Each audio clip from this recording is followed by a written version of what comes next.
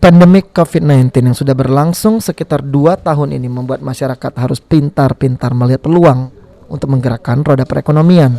Salah satunya seperti yang dilakukan Sonia Oktaria, salah seorang warga Kelurahan Sukajaya, Kecamatan Sukarami, Palembang, yang sebelumnya membuka usaha pembuatan perlengkapan bayi dan lainnya kini beralih membuat masker dengan motif jemputan. Menurut Sonia Oktaria, ide membuat masker jemputan ini bermula dari kelangkaan masker yang dulu sempat berlangsung di seluruh daerah di Indonesia. Dirinya membuat masker jemputan juga untuk melestarikan serta mempromosikan kekayaan budaya Palembang. Harga masker jemputan ini cukup murah, yakni mulai dari Rp12.500 hingga Rp15.000.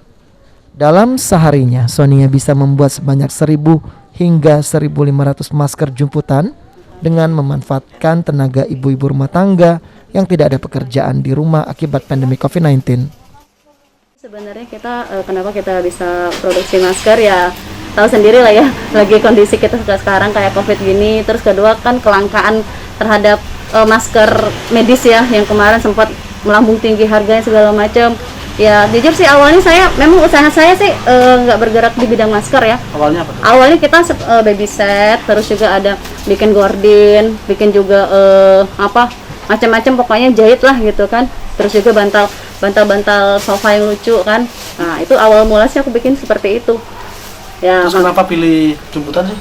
Nah kenapa saya pilih jemputan? Karena sekarang ini kan kita yang jelas kita sih ngangkat ini kita ya, budaya kita Palembang. Karena Palembang itu banyak kaya sekali akan yang namanya bahan etnik ya, seperti jemputan, songket. Dalam 1 bulan, Sonia bisa menjual puluhan ribu masker dengan memanfaatkan media online dan organisasi pengusaha. Sandi Pratama, PAL TV.